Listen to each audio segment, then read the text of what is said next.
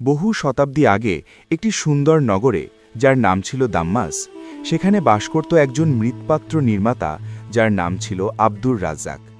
তিনি ছিলেন একজন সাধারণ কারিগর, যিনি তার পুরো জীবনে মাটির পাত্র তৈরি করেছিলেন। তার কর্মশালাটি ছিল দাম্মাসের প্রাণকেন্দ্রে, যেখানে দৈনিক শত শত মানুষ যাতায়াত করত। আব্দুর রাজ্জাকের দক্ষতা ছিল অতুলনীয়। তিনি মাটির প্রতিটি অংশকে শিল্পকর্মে রূপান্তরিত করতে পারতেন।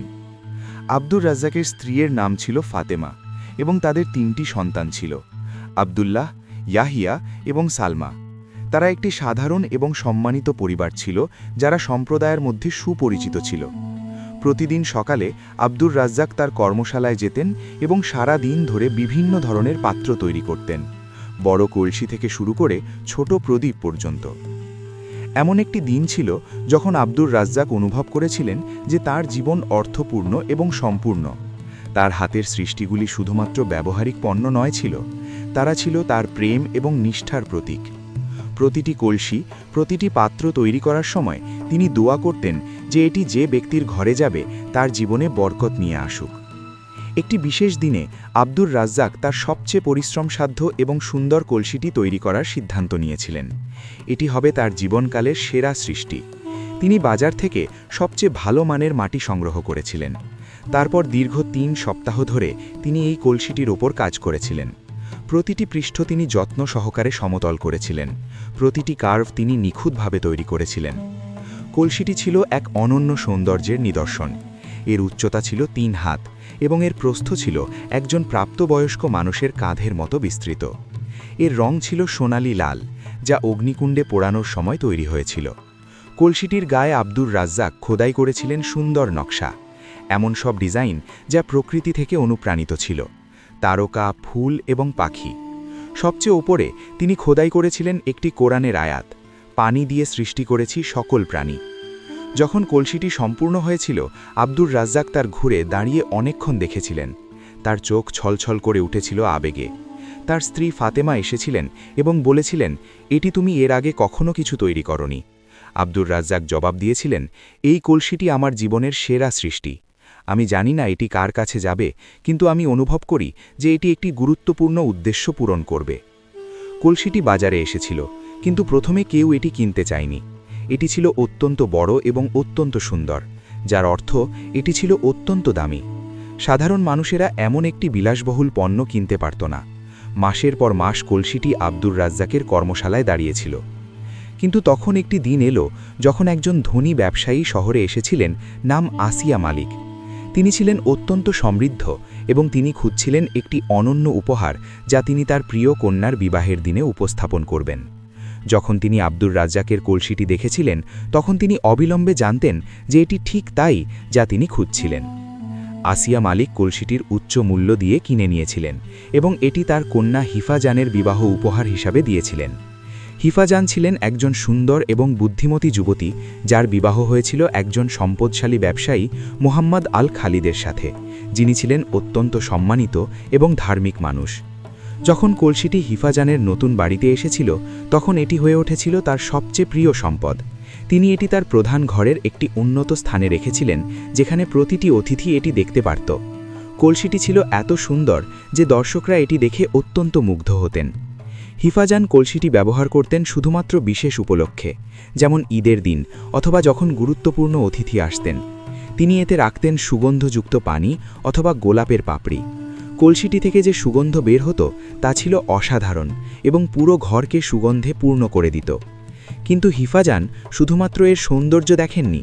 তিনি ওপরের আয়াত পড়েছিলেন এবং চিন্তা করেছিলেন যে কলসিটি শুধুমাত্র একটি পানির পাত্র নয়, এটি একটি স্মারক যা কতভাবে আল্লাহ সকল প্রাণীকে পানি দিয়ে সৃষ্টি করেছেন এবং পানির মাধ্যমে জীবন দিয়েছেন। এই চিন্তা থেকে হিফাজান একটি গুরুত্বপূর্ণ সিদ্ধান্ত নিয়েছিল। সেই বছরের গ্রীষ্মকাল ছিল অভূতপূর্ব। দাম্মাস শহরে প্রায় 3 মাস একটুকু বৃষ্টি হয়নি। নদীগুলি শুকিয়ে গিয়েছিল, কূপগুলি ফাঁকা হয়ে গিয়েছিল এবং শহরে তৈরি হয়েছিল তীব্র জলসংকট। ক্ষেতগুলি ধ্বস্ত হয়েছিল, গবাদি পশুগুলি মরতে শুরু করেছিল এবং মানুষেরা ক্রমাগত দুর্বল হয়ে পড়ছিল। বিশেষ করে গরিব এবং সংঘবদ্ধ মানুষেরা অত্যন্ত দুর্দশায় পড়েছিল। শহরের নেতারা অবস্থান উন্নত করার বিভিন্ন চেষ্টা করেছিলেন, কিন্তু কিছুই কাজ করেনি। তারা দূরবর্তী অঞ্চল থেকে জল নিয়ে আসার চেষ্টা করেছিল, কিন্তু দূরত্ব ছিল অত্যন্ত বেশি। মানুষেরা সংকটে দীর্ঘশ্বাস ছাড়ছিল এবং আল্লাহের কাছে প্রার্থনা করছিল। এমনকি হিফাজানের পরিবারও প্রভাবিত হয়েছিল। তার পরিবারের জল খরচ হ্রাস করতে হয়েছিল, কিন্তু তার মহৎ হৃদয় পীড়া পাচ্ছিল যখন তিনি দেখেছিলেন যে রাস্তার শিশুরা তৃষ্ণায় কাঁদছে এবং বৃদ্ধরা প্রচুর পরিশ্রমে পতিত হচ্ছে। এমন এক সকালে হিফাজান সিদ্ধান্ত নিয়েছিল যে তিনি কিছু করবেন, কিছু অর্থপূর্ণ এবং দাতব্য। হিফাজান তার স্বামী মুহাম্মদ আল খালিদের সাথে একটি সভায় বসেছিলেন এবং তার একটি ধারণা শেয়ার করেছিলেন। তিনি বলেছিলেন, আমরা যারা সমৃদ্ধ তাদের দায়িত্ব আছে যারা দুর্ভোগ করছে তাদের সাহায্য করা। আমি চাই আমরা জল বিতরণের জন্য একটি কেন্দ্র স্থাপন করি যেখানে যে কেউ বিনামূল্যে জল নিতে পারবে। মোহাম্মদ আল খালিদ তার স্ত্রীর এই উদ্যোগকে অত্যন্ত প্রশংসা করেছিলেন এবং বলেছিল, এটি অত্যন্ত মহৎ কাজ।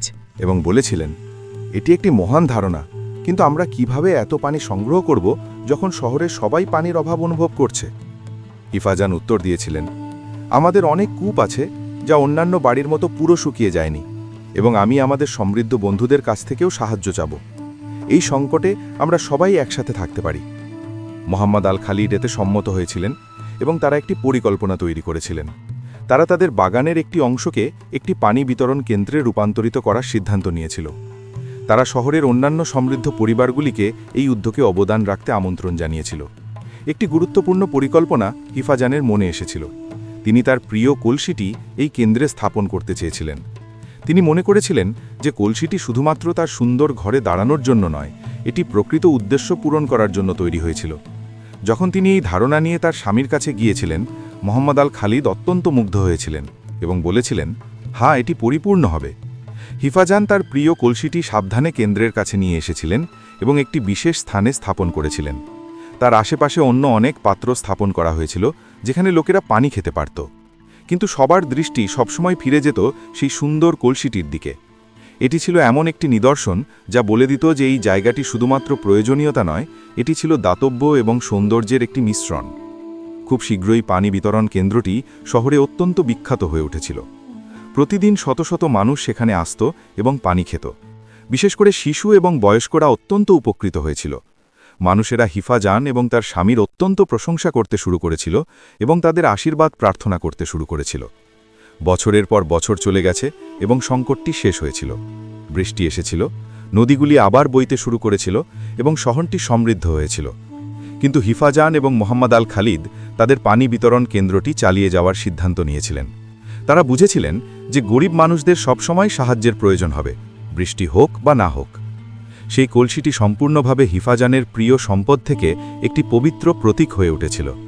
প্রতিদিন হাজারো মানুষ সেই কলসি থেকে পানি খেয়েছিল এবং যখনই কেউ সেই সুন্দর কলসিটি দেখত, তারা স্মরণ করত হিফাজানের উদারতা এবং দাতব্য কাজ।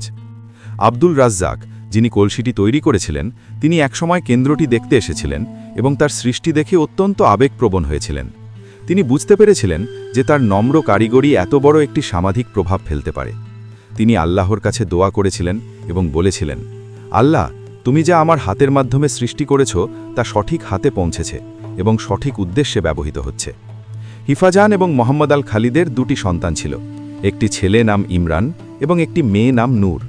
যখন তারা বড় হয়েছিল, তাদের পিতামাতা তাদের শিখিয়েছিল কিভাবে অন্যদের সেবা করতে হয় এবং দাতব্য কাজের গুরুত্ব সম্পর্কে। ইমরান বিশেষভাবে পানি বিতরণ কেন্দ্রে আগ্রহ দেখিয়েছিল এবং তার পিতার সাথে কাজ করতে চেয়েছিল। নূর অন্যদিকে শিক্ষার জন্য একটি আবেগ তৈরি করেছিল এবং সে গরিব শিশুদের জন্য একটি মাদ্রাসা স্থাপন করার স্বপ্ন দেখেছিল। যখন ইমরান তার পিতার নেতৃত্বাধীন হয়েছিল, তখন সে পানি বিতরণ কেন্দ্রটিকে আরও বড় এবং আরও ভালো করার জন্য সিদ্ধান্ত নিয়েছিল। তিনি এমনকি বিভিন্ন কূপ খনন করার ব্যবস্থা করেছিল, যাতে আরও বেশি সংখ্যক লোকের কাছে পৌঁছানো যায়। কিন্তু সর্বদার সেই সুন্দর কলসিটি কেন্দ্রের সবচেয়ে গুরুত্বপূর্ণ প্রতীক হিসাবে থেকে গিয়েছিল। নূর তার স্বপ্ন বাস্তবায়ন করেছিল এবং একটি মাদ্রাসা খুলেছিল যেখানে গরিব শিশুরা বিনামূল্যে শিক্ষা পেত। কিন্তু তার মাদ্রাসাদি পানি বিতরণ কেন্দ্রের খুব কাছেই ছিল, তাই তার শিক্ষার্থীরাও সুবিধা নিতে পারত। শতাব্দে চলে গেছে এবং অনেক কিছু পরিবর্তিত হয়েছে। দামাস শহর আরও বড় এবং আরও শক্তিশালী হয়েছে। আব্দুল রাজ্জাকের পরিবার এবং হিফাজানের পরিবার দুটি আলাদা সম্প্রদায় হয়ে গেছে, কিন্তু তাদের উত্তরাধিকার সংযুক্ত ছিল সেই সুন্দর কলসির মাধ্যমে। পানি বিতরণ কেন্দ্রটি একটি প্রতিষ্ঠানে পরিণত হয়েছিল যা লক্ষ লক্ষ মানুষকে সেবা প্রদান করতে লাগল। লোকেরা এটিকে আল খালিদ দাতব্য সংস্থা বলতে শুরু করল এবং এটি হয়ে উঠেছিল শহরের একটি বিখ্যাত প্রতিষ্ঠান। কিন্তু সবচেয়ে অবাক করা বিষয় ছিল যে সেই মূল কলসিটি এখনও টিকে ছিল। হাজার বছর ধরে অগণিত মানুষ সেই কলসি থেকে পানি খেয়েছিল। এটি অক্ষত রাখা হয়েছিল একটি বিশেষ সংরক্ষণ কক্ষে, যেখানে দর্শকরা এটি দেখতে পারত কিন্তু ব্যবহার করতে পারত না। কিন্তু কেন্দ্রের নেতারা নিশ্চিত করেছিলেন যে এর উদ্দেশ্য সাধারণ জনগণের মাধ্যমে অব্যাহত থাকে। সময়ের সাথে সাথে কলসিটি একটি লিগেন্ড হয়ে উঠেছিল। গল্পগুলি বলা হয় কিভাবে একজন নম্র কারিগর একটি সুন্দর পাত্র তৈরি করেছিলেন এবং কিভাবে তা হয়ে উঠেছিল দাতব্যের একটি চিহ্ন। শিশুরা শুনত কিভাবে একজন ধনী মহিলা তার সবচেয়ে প্রিয় সম্পদ গরিব মানুষদের সেবা করার জন্য উৎসর্গ করেছিলেন। প্রতিটি জন্মের মানুষ এই গল্পটি শিখত এবং তাদের সন্তানদের বলত।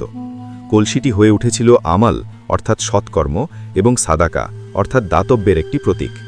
বিভিন্ন সময়ে বিভিন্ন নেতা এবং পণ্ডিত আল খালিদ দাতব্য সংস্থা পরিদর্শন করেছিলেন এবং সেই কলসিটি দেখেছিলেন। তারা সবাই একই কথা বলেছিলেন যে এই সাধারণ পাত্রটি মানুষের মানবতা ক্ষমতার সম্পর্কে একটি শক্তিশালী বার্তা বহন করে। এটি দেখায় কিভাবে একটি ছোট্ট ভালো কাজ থেকে শুরু করে বিশাল পরিবর্তন আসতে পারে। কয়েক শতক পরে দামাস শহরে এক ভয়ঙ্কর যুদ্ধ এসেছিল। দুটি শক্তিশালী রাজ্য তাদের প্রভাব স্থাপিত করার জন্য লড়াই করছিল এবং দামাস তাদের মধ্যে পড়েছিল। শহরটি ধ্বস্ত হয়েছিল, অনেক ভবন ধসে পড়েছিল এবং অসংখ্য মানুষ প্রাণ হারিয়েছিল।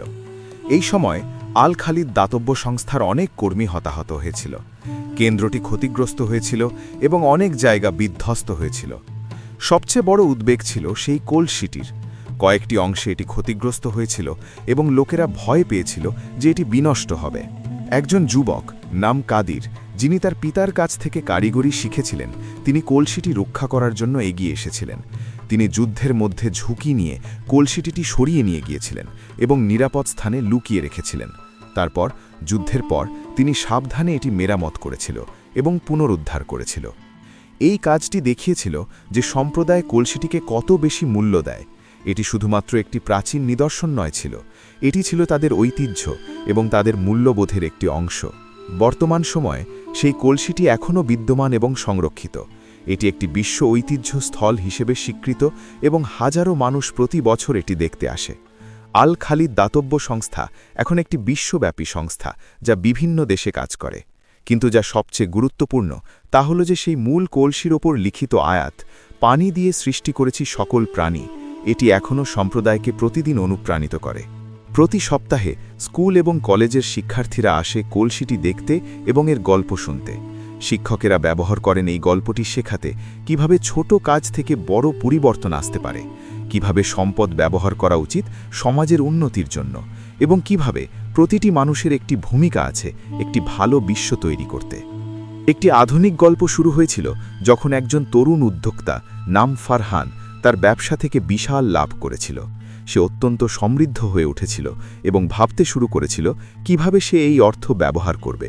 তার বয়স ছিল মাত্র ৩০ বছর, কিন্তু সে অনুভব করেছিল যে অর্থ ছাড়া জীবনের কোনো মূল্য নেই যদি তা অন্যদের সাহায্যে ব্যবহৃত না হয়। তার একজন বয়স্ক বন্ধু তাকে আল খালিদ দাতব্য সংস্থা এবং সেই বিখ্যাত কলসিটি দেখতে নিয়ে গেছিল। ফারহান যখন কলসির গল্প শুনেছিল তখন তার হৃদয় সম্পূর্ণভাবে পরিবর্তিত হয়েছিল। তিনি সিদ্ধান্ত নিয়েছিল যে তিনি তার সমস্ত সম্পদ একটি দাতব্য প্রকল্পে ব্যয় করবেন।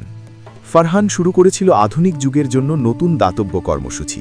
সে তৈরি করেছিল একটি শিক্ষা কর্মসূচি যা হাজারো শিশুকে বিনামূল্যে শিক্ষা প্রদান করে। সে তৈরি করেছিল স্বাস্থ্যসেবা কেন্দ্র যা গরিব মানুষদের চিকিৎসা সেবা দেয়, এবং সবচেয়ে গুরুত্বপূর্ণভাবে সে নিশ্চিত করেছিল যে প্রতিটি প্রকল্পের একটি অংশ পানি সম্পর্কিত, কারণ সে বুঝেছিল যে সেই সুন্দর কলসির অর্থ কী।